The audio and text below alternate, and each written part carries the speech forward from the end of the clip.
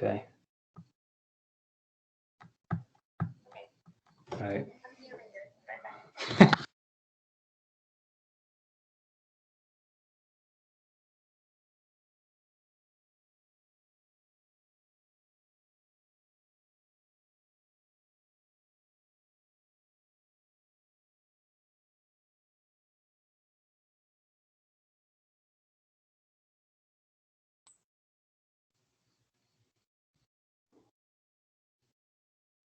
Good evening, everyone. My name is Lynette Wright. I am the Public Affairs and State Outreach Coordinator for USDA Farm Service Agency in New York State. This presentation tonight is for all Northeast states. We're going to give it like another minute just to make sure that everybody that wants to be here is here, and then we will get started. Just one note while we're waiting, just please make sure you keep yourself on mute. And I will be hitting the mute button on people that are not on mute, just FYI. Thanks.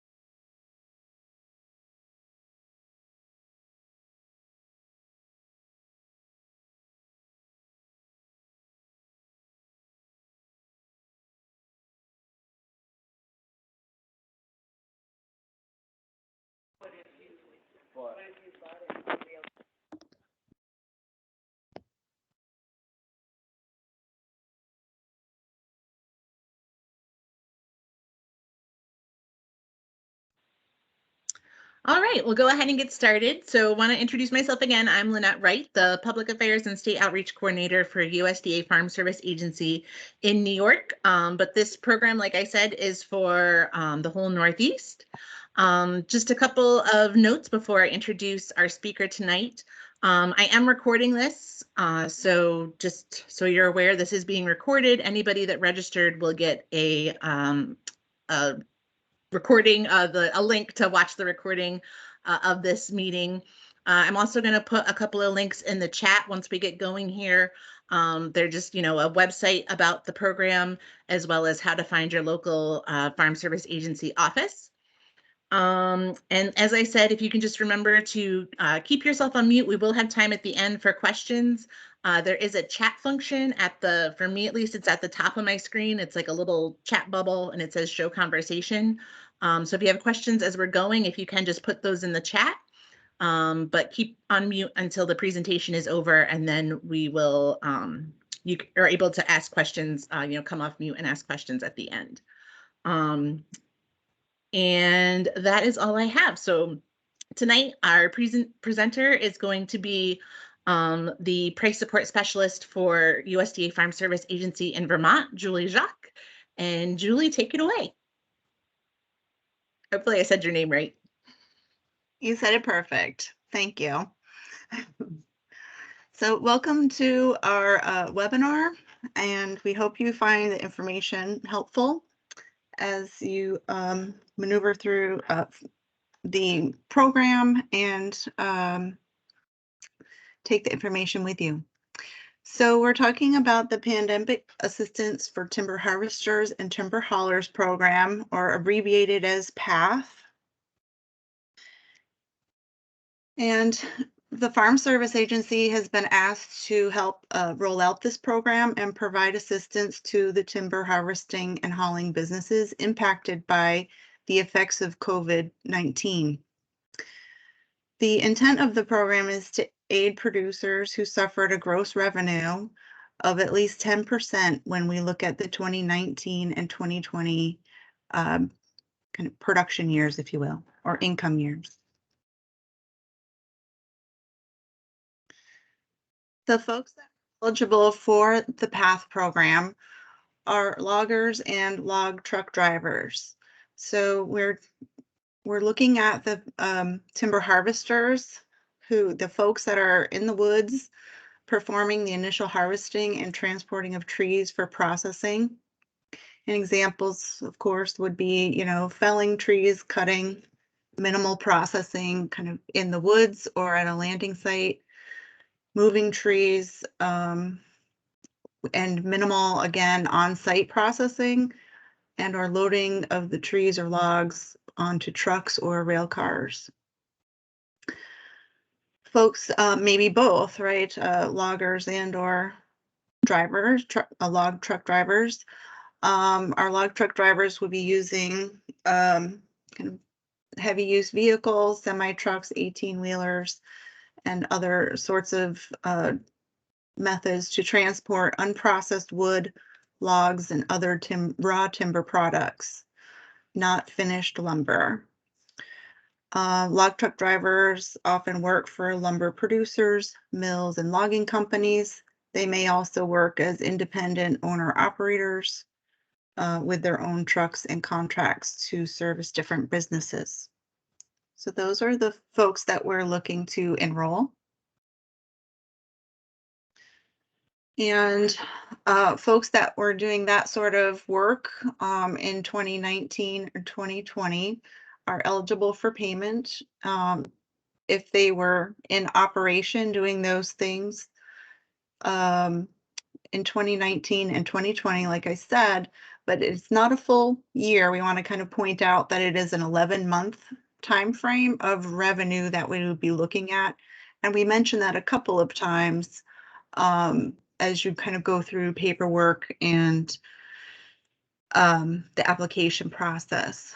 So we're looking for businesses that were in operation January 1, 2019 through December 1, 2019, and also in the same time frame for 2020. Okay.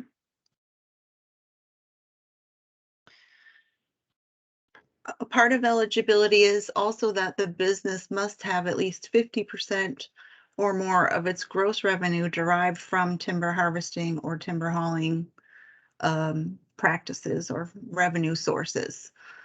Okay, the business must also have had at least a 10% gross revenue loss when we compare the 2-year periods.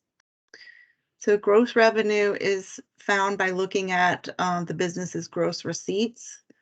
And gross receipts are defined as the total amount of timber harvesting and or hauling business received from those activities we kind of reviewed without subtracting any costs or expenses.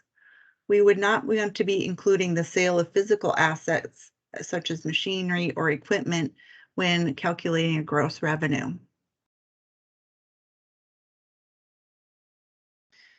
Eligible applicants for the PATHH program must also be one of the following. We have to be a U.S. citizen or resident alien of the United States. You can be a partnership or corporation, and also Indian tribe or tribal organizations are eligible to apply. Minor children are not eligible for payment under this program. Eligible applicants are required to provide name and tax ID numbers for each person or legal entity holding an ownership interest in the business. And that's in accordance with our FSA policy in Handbook 5PL.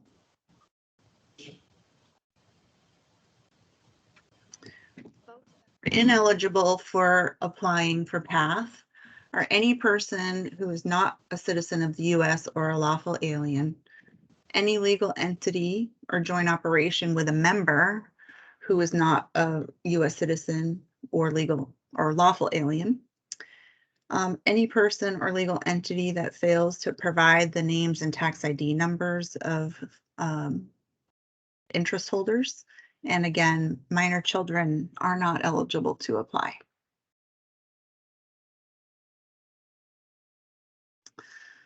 There's certain businesses that are also ineligible to apply for PATHH. As we mentioned, we're focusing the benefits on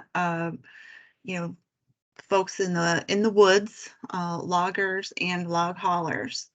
So our residential or commercial tree care businesses are not eligible. Landscape services businesses are not eligible, and the timber brokers or buyers are also not eligible to apply for PATHH.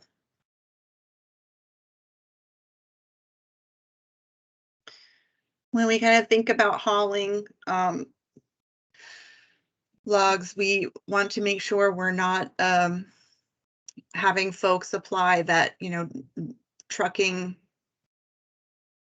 other things besides logs or trees as their main portion of their business. They are not eligible. We're focusing again on people that transport and businesses that transport trees or logs. And also, any federal, state, local governments are not eligible, and that would include also public schools. So how do we apply for the program? So we have a fairly simple form, the FSA 1118 or 1118 application form. And that is one form to report your revenue for all of your interests kind of nationwide. And if you are applying as a log trucker, we would require the IRS 2290 form for 2019 and 2020.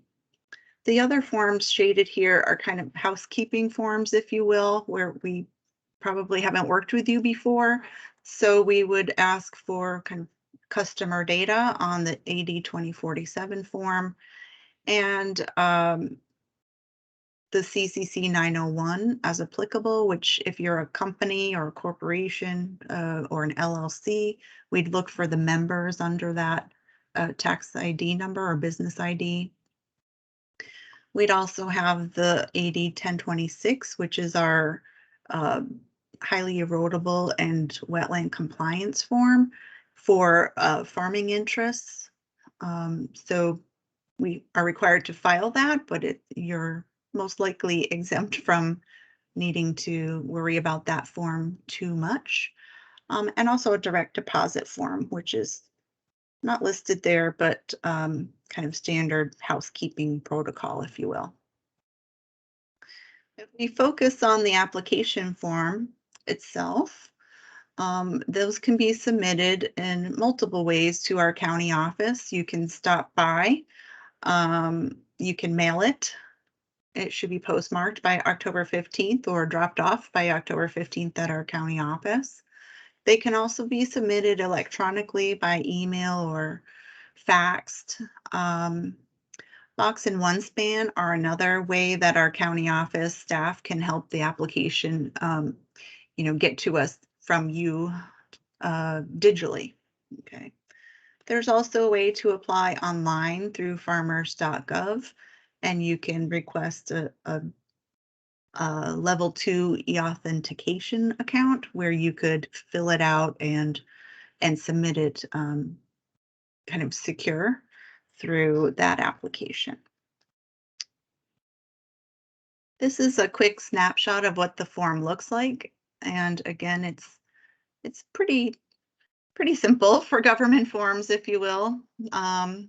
The applicant's responsible for the blue arrows, the name and address of the applicant, the revenue, and also the certification of facts, if you will, for the application in Part D. The top part of the form, the applicant is agreeing to comply with the rules of the program as they're published in the Federal Register, that the applicant meets the definition of the type of business we're looking to assist. They are agreeing that they have provided the revenue in that specific time frame that we're requesting, the 11-month time period. And they also are agreeing to submit, again, those additional forms, the name and address form, member information, the 1026, and the IRS 2290 form as applicable.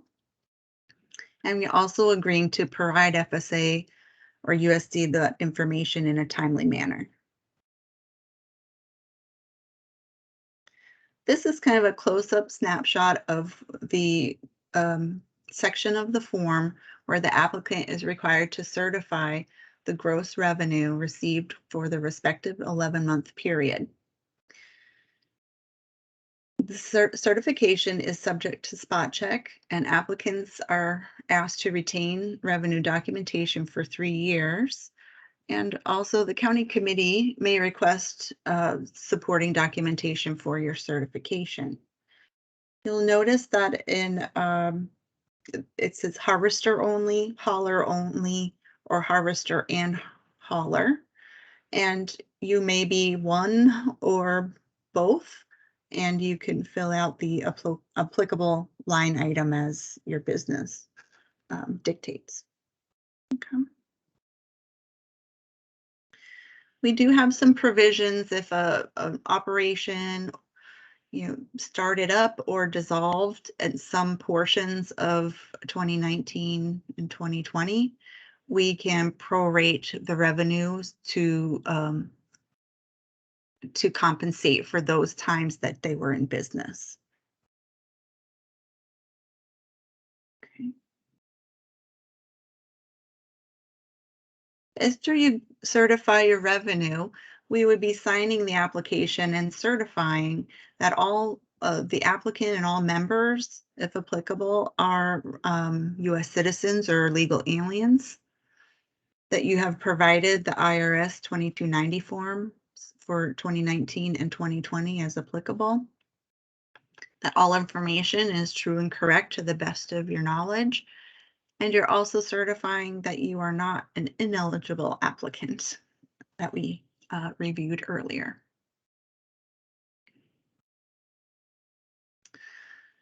So another important part of the application near the revenue section is our principal business code. And there are some specific codes that the U.S. Forest Service identified when we first wrote the program rules. And you would find this NAICS code on your tax records. And there are the 3 codes listed here that were specifically identified in the rule. However, as we've moved through the program a little bit, we understand there might be some more general codes used in our states. And those are allowed to be considered on a case-by-case basis. And your county office would help you with documentation or some other things you would be able to provide to demonstrate that you are a timber harvester and or a timber hauler. And if you happen to have more than one NAICS code for harvesting and perhaps hauling, then we'd ask that you could enter the code that represents the majority of your business's gross revenue.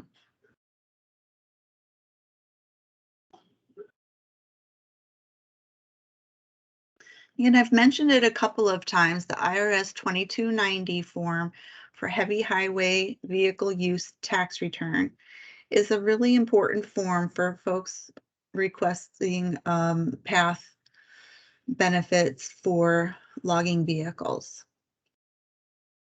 Again, we've seen as we've moved through the program that maybe the form wasn't filed correctly or the way that is necessary, or maybe one year and not the other. There are methods that the county office again can ask for additional documentation to verify that you indeed are not hauling cars, that you are hauling normally hauling timber or raw timber products. And the county offices can help you through that clarification as well. So a payment limitation means there's a cap on what we can allocate to applicants. So if your gross revenue difference is, $500,000, we are only allowed to pay up to $125,000 of that. So we cap what we can pay per application. Indian tribes or tribal organizations are not subject to this cap.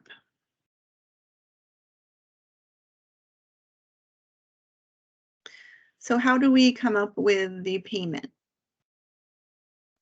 So the payments are calculated as follows. We take the 11-month period of 2019 gross revenue minus the same 11-month period for 2020 gross revenue, and we multiply that by 80%.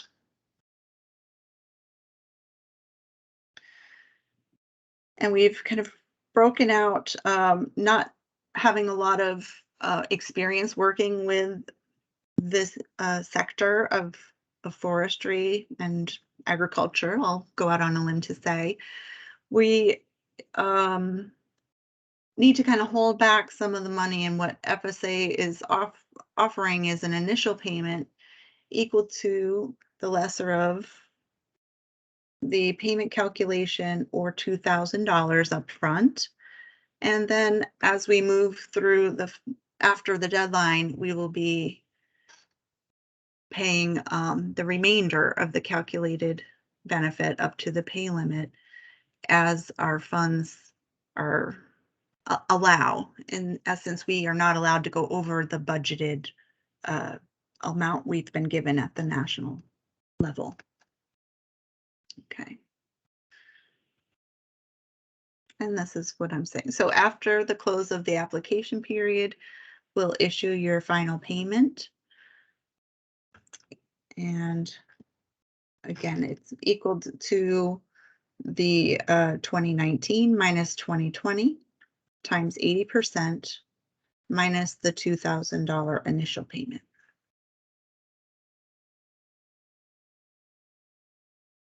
Okay. Not to belabor the point too much, but we did want to just present an example of what that would look like. So Timber Business N was created in 1987 and still operating today. The business certified their gross revenue for the eligible 11-month periods as $642,000 for 2019 and $235,000 in 2020. The business had a gross revenue loss of 61%. The payment calculation again is taking the 2019 gross revenue and subtracting the 2020 gross revenue, then multiplying that by 80%, which comes to $292,336. The initial payment is going to be the lesser of that calculation, or $2,000. So they will receive $2,000 up front. The final payment after the close of the program on October 15th, we will take the calculated payment minus the $2,000, which we're still over that pay limit. So we then have to take the pay limitation amount, $125,000, deduct the $2,000 we've already paid, and issue the remainder of $123,000.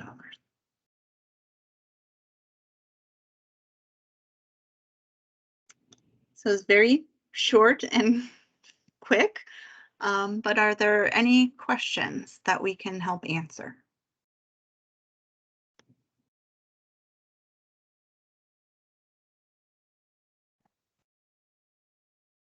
Julie, there is a question in the chat box. Okay. You maybe try to read it, because I'm afraid to, if I move my screen too much. Okay. And it's a very specific question, so we might just need to refer them to their county office. But it says, we applied back when this was opened in Franklin County, New York, in Malone. I've been told that our application is in, but is on hold because in 2019 we're doing business as Phi Logging DBA, and in January of 2020 we LLC'd. We've been in the logging business for many years, and COVID hit us hard financially. I was told that how this was written was going to be changed nationally so that we would still be eligible. There are, as we've learned, there's several situations where, when we come up with something like this, our county offices are told to present it to the state office, and we work with the national office and the Forestry Service to just kind of make sure we're sticking to the rule as it's written and being integral. So there are several policy clarifications in the works that we're hoping to hear back from the national office soon. And so if your county office hasn't heard back on that, you know, we can make sure that question is brought up and addressed for you.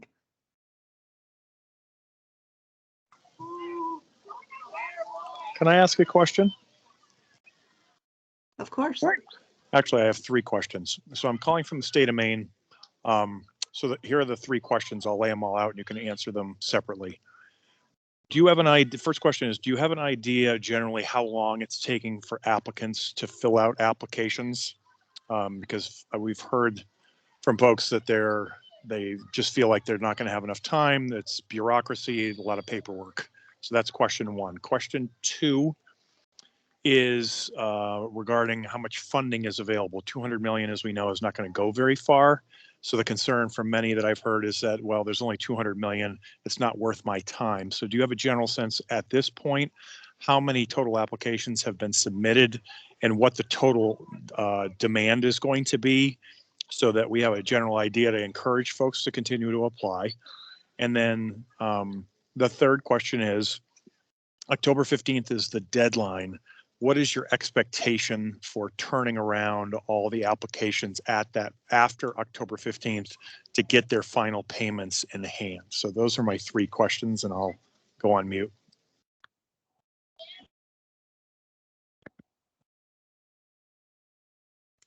So how long does it take an applicant to fill out the application? I think it's taken us a long time to figure out what we need to ask and make sure we're asking the right things. But I think I might have some folks from Maine. Maine is the lead in our applications nationwide. So they've seen the most people. Is there someone from Maine that might have a sense to answer the first question? Hi, Julie, it's Mary Ann. Amanda, are you on? Amanda May is our program specialist, one of them. If Amanda's not on, I'll speak up. This is Robbie. I'm another program specialist in Maine. It's a difficult question for me to answer because I'm not in the county office actually taking applications. But based on what I know, I think the paperwork part of the forms that we generate, the application direct deposit form, especially if they're going in and working directly in the county office, maybe 10 minutes to get that filled out.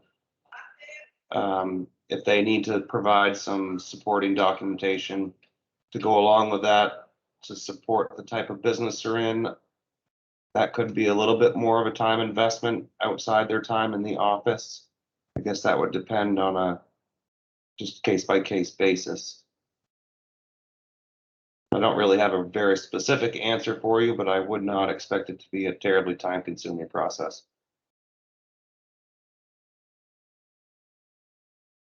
Thanks, Robbie. I think it's, I agree. We've been doing a lot here in Vermont through email. So, you know, a person calls the office, they kind of debrief on things and understand what they need, or maybe we can email them the papers and then bring them in. So their time coming to the office is relatively short. And I think our staff do a great job walking everybody through the steps they need.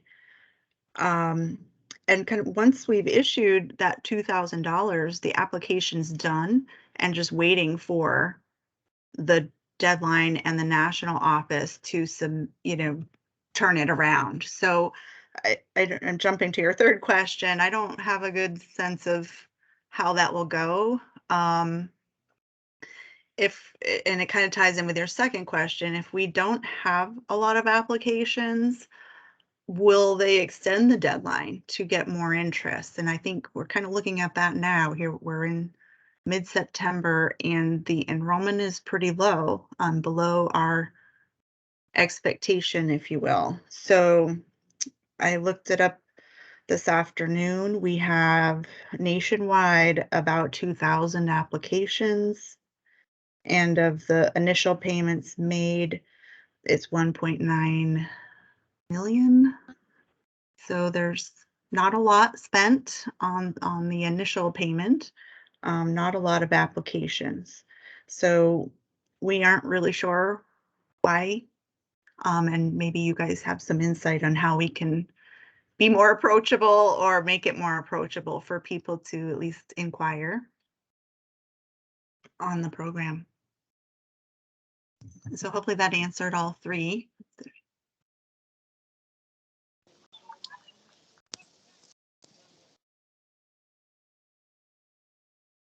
Renee, I see you have your hand up. Do you have a question?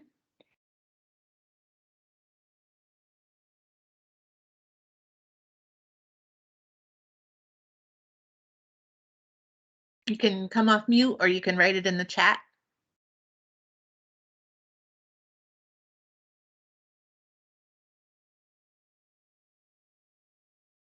Or she might have hit it by mistake. Yeah, we've got lots of experts on, so if you have any questions, now's the time. You can come off mute or write it in the chat. Or if you have any insight on how to get more people to sign up, let us know.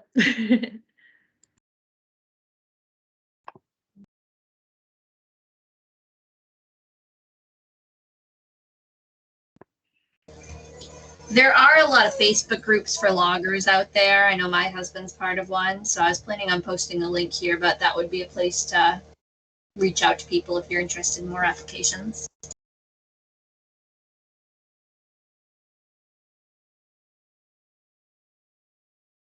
We have certain rules against Facebook, but we'll try and see what we can do about that. Dana, do you have questions? Just a comment. Clearly, whether it's the IRS or other, maybe it's even USDA, you must have access to those companies with NAICS codes who may have filed tax returns in 2019 and 2020. So one suggestion might be to send a letter encouraging those companies to apply with the local FSA contact information so that you can get them directly. Not everybody's on Facebook in the logging community. There are a lot that are there. But not everyone is. And one way would be to reach out to them directly. So I don't know if you have access to that or you're allowed to do that, but that would be a suggestion. This is Amanda in Maine, and we tried to access a list of producers with that, and we just couldn't find a resource that would provide us that information. I think it might be protected information.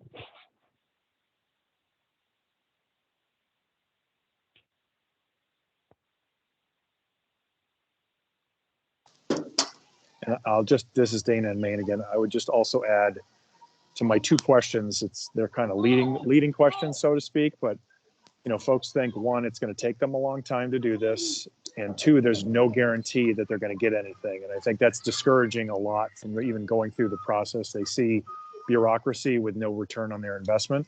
And if you can do more of a job of advertising, marketing the time that it takes. We've heard it only takes about 30 minutes to apply, and encouraging folks that yes, there's still a lot of funding available and it is worth their while to do so. I think those two pieces would go a long way. Thank you. Julie, Renee put in the chat, is there a plan to use 2018 income if it was higher than 2019?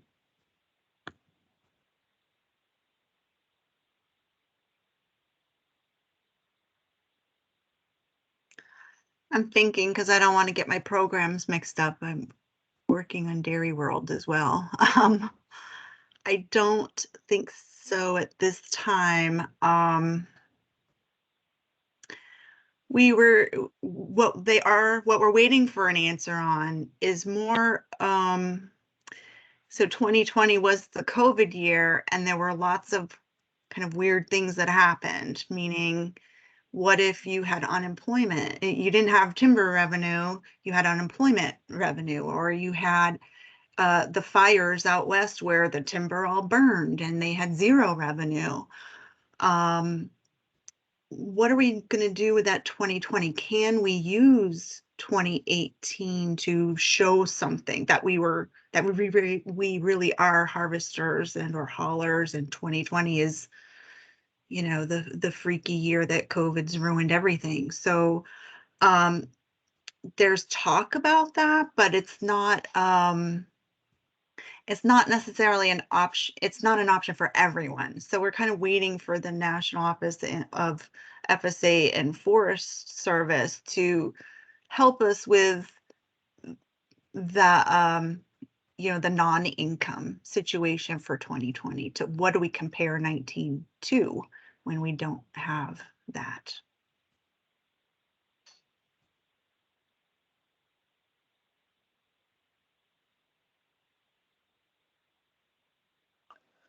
Okay, my computer just froze.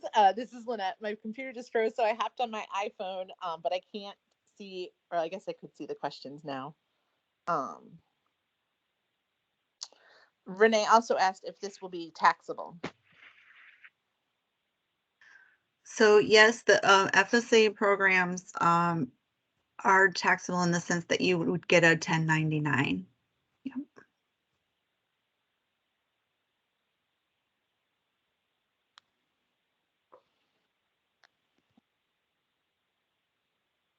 I also saw Alan, you have your hand raised. Do you have a question? Yes, I do. I'm Alan from Pennsylvania, and I wanted to know if once you filled out your application and it's been accepted, will there be notification of it being approved before the deadline?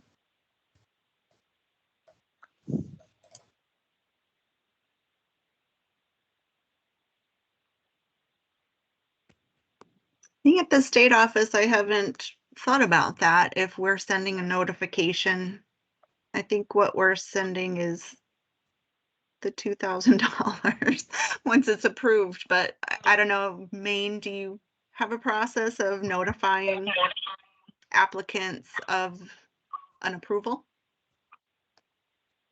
I think we're providing them with their estimated calculated payment report, which shows them what we anticipate they will earn, and then they will receive the $2,000, like you said, Julie.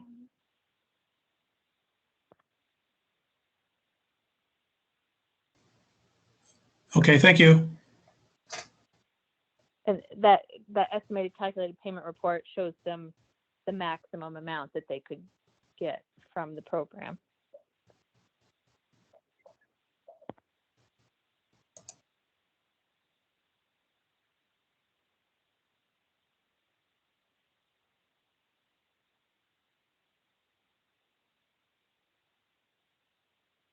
All right, any other questions?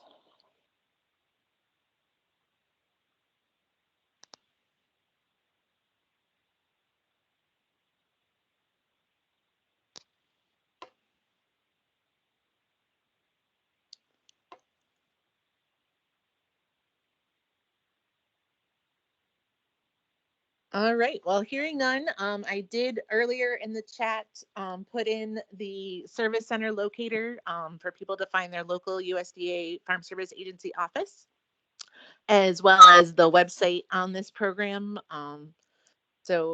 But we thank you for joining us tonight, and you know, hopefully we can reach out and get more people involved in this program.